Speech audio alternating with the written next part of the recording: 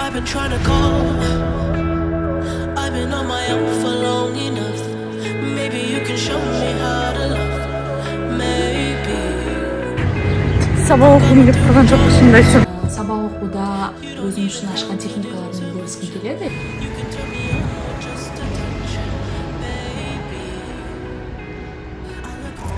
Сәлем достар. Мен қазір үйден шықтым. Қазір ол Сал Галата деген библиотекаға бара жатырмын. Бүгін бірінші күнім.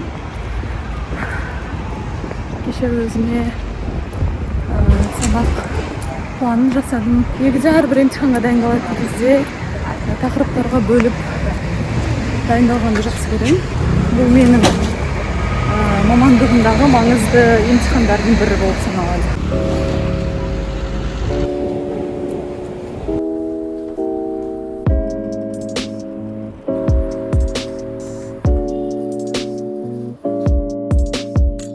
Өзіме су мен шоколад алып алдым.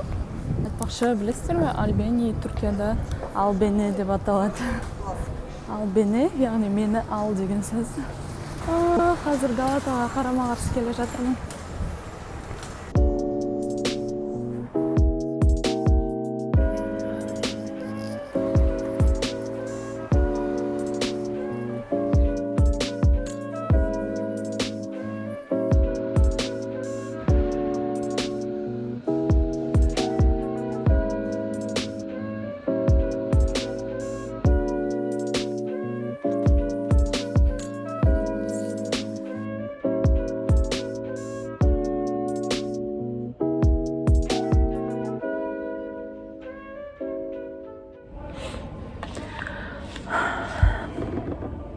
Сонымен бүгін менің дайындығымның бірінші күні. Көп оқу керек. Мындай кітаптар. Бұл менің бөліміме байланысты кітаптарым.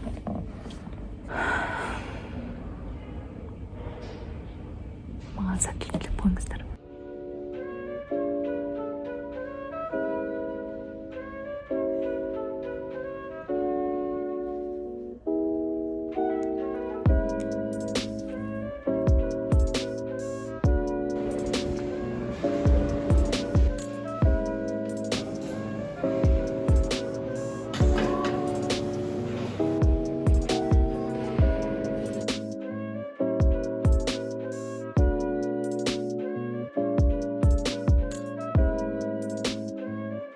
Қазір мен түскі асқа шықтым.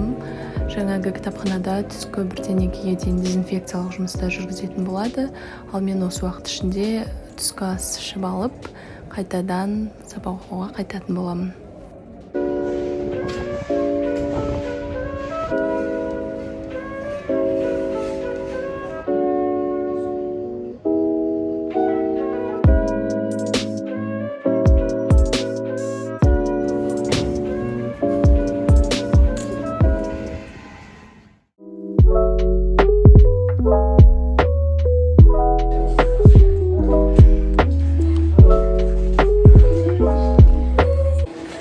Үйренген бір нәрсем ол мысықтар мен күшіктерден, иттерден қорықпау.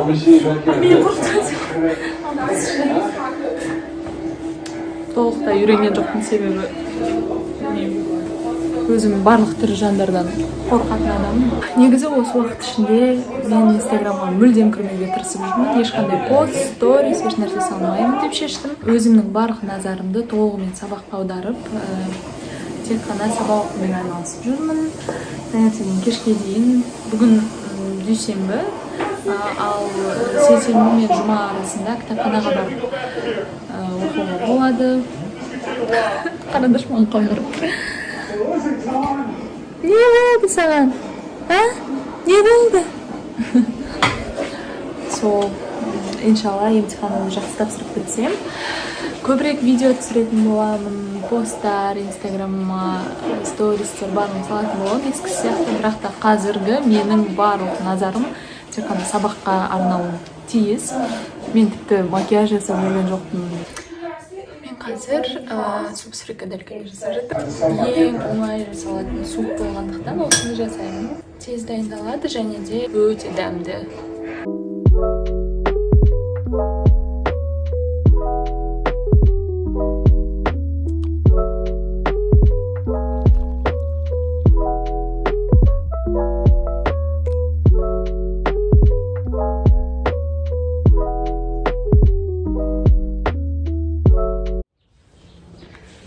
райы бүгін сондай керемет. Айтып жеткізу мүмкін емес. Жаз болып тұр. 18 градус Стамбулда. Сабақ оқығым келіп тұрған жоқ, шынымды айтсам.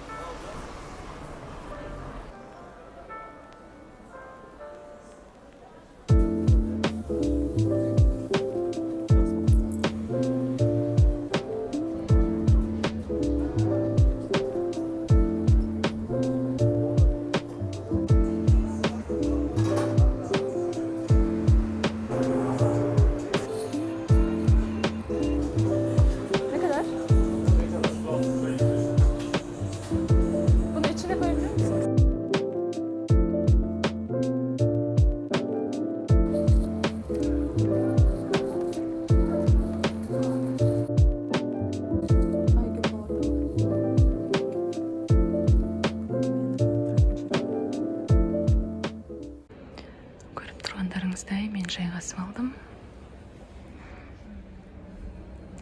Мына жерде барлығының өз орны бөлек. Ана жерде тағы бір стөл бар. Барлығы резервация бойынша. Маскамды ауыстырып алдым. Іште бөлек маска, сыртта бөлек маска кию керек. Кірістейік сабаққа.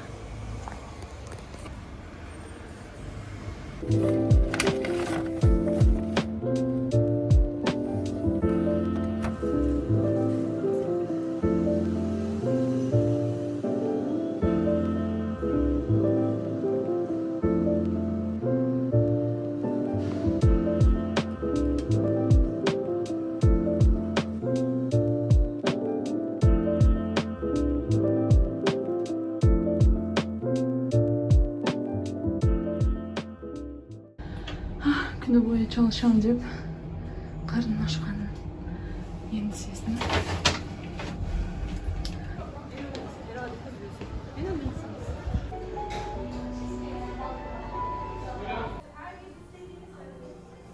Тамақ ішіп алдым, енді қазір далаға ауыстым. Шай ішіп отырмын. Ne шай? Испанский чизкейкпен.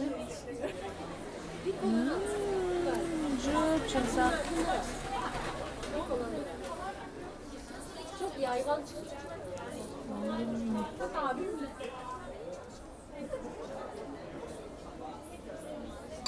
Негізі түрік шайының формасы неге осындай білесіздер ме?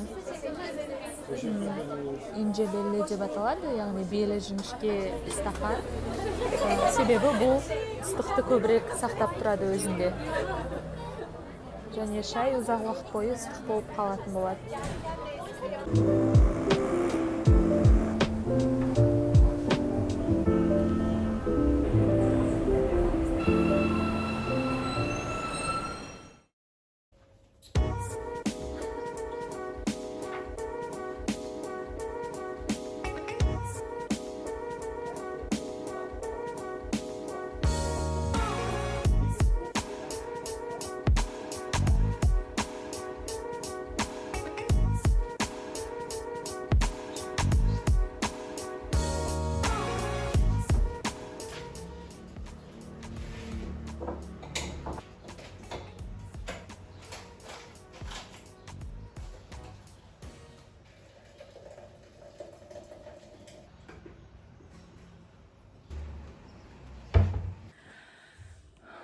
Бұл влог жартылай домашний влог деп айтсам болады, үйдегі менің рутинам. Жалпы далаға шықпағанымның тағы бір себебі ол Түркиядағы карантиннің күшейтілуі.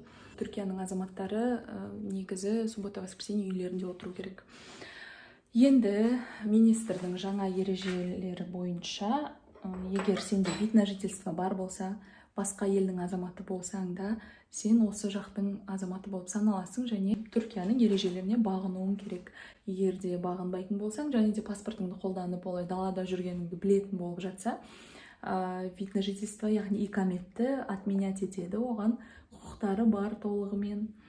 Сондықтан бұл негізінен маған тіпті жақсы болды, мотивация болды десем де болады. Қазір мен өзіме біраз кофе жасап қойдым, демленіп жатыр. Кофемді алып, сабаққа кірісемін. Таңертең біраз қайталаулар жасадым. Осылай.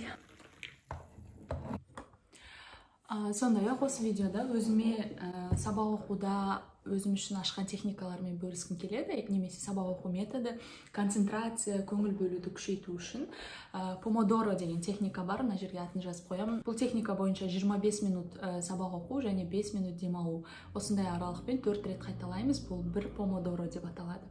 Негізі өте көмектеседі. Мысалы 25 минут бойы тек қана осы тақырыпқа, сабаққа көңіл бөліп, және де 5 минут демалуға болады. Будильник қойып, әрбір 25 минутқа солай жұмыс істеуге болады. Бұл сабақ оқудың эффективностін арттырады, маған өте көп көмегін тигізді. Және де егер де өзіңізді бақылай алмайтын болсаңыз, мысалы YouTube'да әртүрлі видеолар бар. Study with me, яғни менімен сабақ оқы деген видеолар бар, соларды ашып қоясыз. Ол жерде помодоро бар, басқа да техникалар бар. Мысалы, мен 50 минут сабақ оқып, 10 минут демалатын версиясын қолданамын. Өзіңізге байланысты минуттарын реттеп алуға болады. 10 минуттық қоңырау, яғни брейк. Осындай видеолардың арқасында көңілім бөлініп кетпейді басқа нәрсеге. Мен мысалы арасында алып телефонға көп көңіл бөліп кетемін. Бүгін біз осылай ауа райы күшті болып тұр, сондықтан далада біраз оқиын дедім. Мен емтиханыма 6 күн қалды.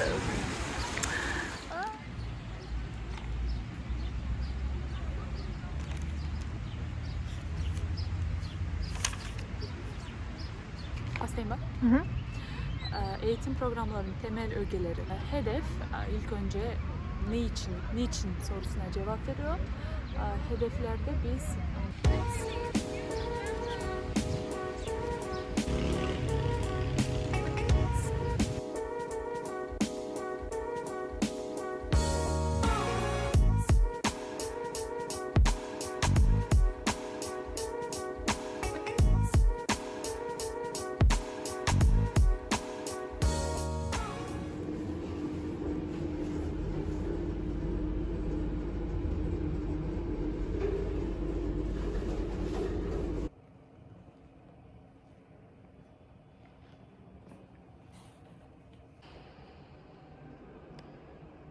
жаңа ғана сөзліден шықтым. 2 тур болды, барлығы yazılı және сөзлі. Hocalar мені сыртқа шығарды, қазір шешім қабылдайды.